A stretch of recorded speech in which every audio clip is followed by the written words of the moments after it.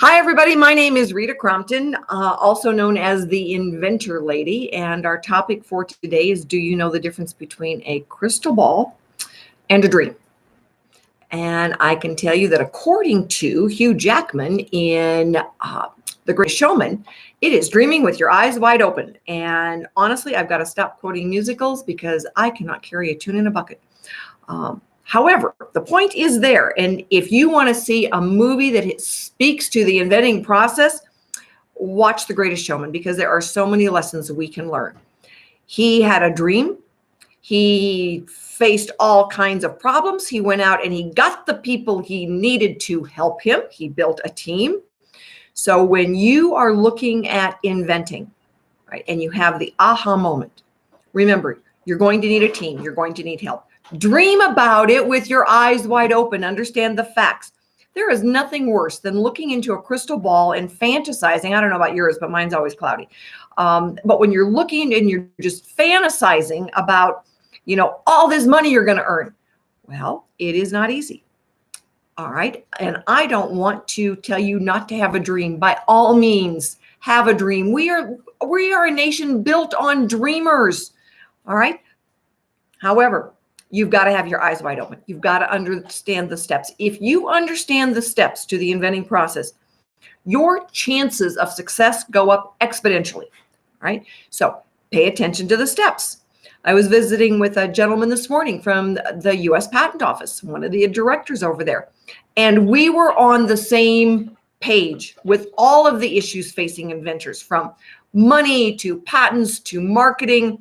It was great. It was a great conversation to really understand and agree with what inventors are facing. And, he said he was comparing getting the patent to, football. It's tough to catch the ball, get your patent, but you still have to make it to the end zone, which is the marketplace. And he laughed when I said, yeah. And I always joke about the inventor's business plan is have idea, get patent, make money, buy island. And he goes, exactly. So we were on the same page when it comes to the steps. Getting the patent is frequently not, I don't want to say it's not the most difficult. It's tough to get a patent by all means, but it's certainly not the end of the process. And it's not the most difficult part of the process. And it's not even the most expensive part of the process. All right, dream with your eyes wide open here. If you had all the money in the world, your issue is still going to be getting placement in the market. It's still being able to make it at a price the consumer is willing to pay for it. Consumer doesn't care if you are old, young, retired, employed, male, female, or from Mars. That doesn't get put on the packaging. The buyer doesn't really care. Does it solve a problem they need? Is it a price they're willing to pay for it? And for some time, did you even get them to pick up the darn box? It doesn't matter what's in it if you don't get them to pick it up and look at the pricing on it. So dream with your eyes wide open here. Understand the steps, understand the challenges. Every industry is going to have its own unique challenges. So when you're looking at funding, and this is what I was talking to the executive director this morning, was, comparing how does AOS work with the pro bono program? And we saw some real serious synergy there, and excited about taking the next steps, because getting the patent is only one part, but there's a lot of people who apply for the pro bono program with the USPTO and they don't qualify. Well, what's next? What can they do? They can go to AOS. What do the people do who do qualify for the pro bono program? Now you've got a patent filed. Now what? You don't have any money for the design work and the prototypes and the manufacturing. AOS again can step in and help. So he was very excited about being able to move forward and working with AOS on those steps, either where they don't qualify for the pro bono program, or you do qualify, but now what? So what is that going to look like? And again, it's both of, the USPTO and Archimedes Offspring, the Inventor Lady, and all of these strong organizations out there who want you to succeed. We want you to dream with your eyes wide open. We want you to understand what are the challenges. If you understand sooner rather than later what your challenges are, you have a much greater chance of success. And I think I just said that about a minute ago, but I want you to understand how important it is. I had a lady, very cool little gadget. All right. If she had known about $30,000 ago that no pharmacist would recommend her product, would she have made different decisions? Probably. For a lot of inventors, knowing the challenges sooner rather than later, you would make different decisions. Sometimes it's to not go there, to not waste the money. If you can't get a pharmacist to recommend a product that should be sold in pharmacies, now what? We had some folks that had a pet tag holder years ago. They went out the door and they did learn. They found out that most of the shelf space in pet areas in the big box stores are owned by 4 companies. If you can't get the attention of one of those 4 companies, what are you going to do to sell your product? They went to Camp Bow Wow. That's where most people, where their pets lose their tags. Their dogs lose their tags at a daycare, a puppy daycare, dog daycare.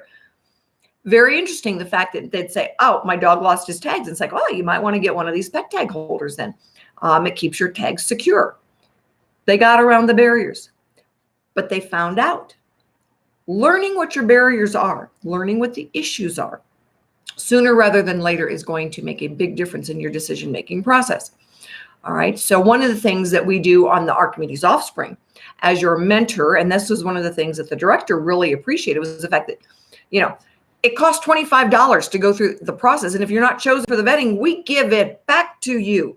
So you have learned a lot. And sometimes what you learn is, in that industry that you're in, they've tried this, 6 different times in the last 5 years, and it's never been successful. Why? That is a really good question. Sometimes knowing sooner rather than later, we can address the issue. We can fix it, right? But now you've got a team around you. You've got a team that's helping you figure this out. What is the best decision-making going to be? What are the problems and how do we address this? We had a gentleman from New York, found a problem, addressed it very poorly, but we were able to fix it. Filed a new patent. In fact, his original one was so bad that the new one wasn't even in a conflict with it. But finding out sooner rather than later is that this is never going to fly in the marketplace. It's going to break too easily. It's not going to do the job, and it's going to cost way too much. All right, well, those were the problems with the prototypes and eventually the patent that he had filed. But his original problem that he was trying to address and to come up with a product for was really a problem. All right. So what we did was we went back to the drawing board with me and the attorney and the inventor and the design engineer.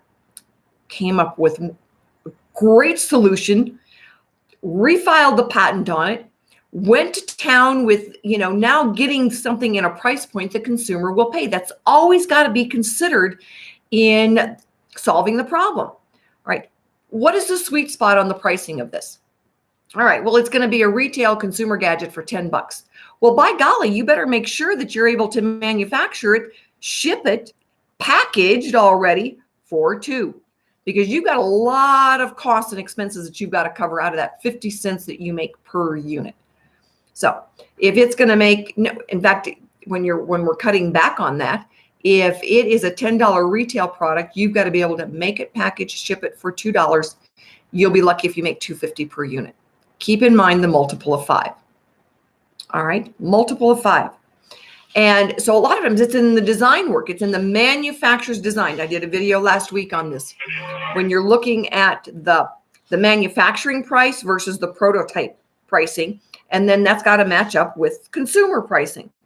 And so when you tell now that design person helping you get the design prototype for manufacturing, it's like, we have got to be able to hit this price point, Mr. Design Engineer or Ms. Design Engineer, so that they know going out the door that what they're shooting for.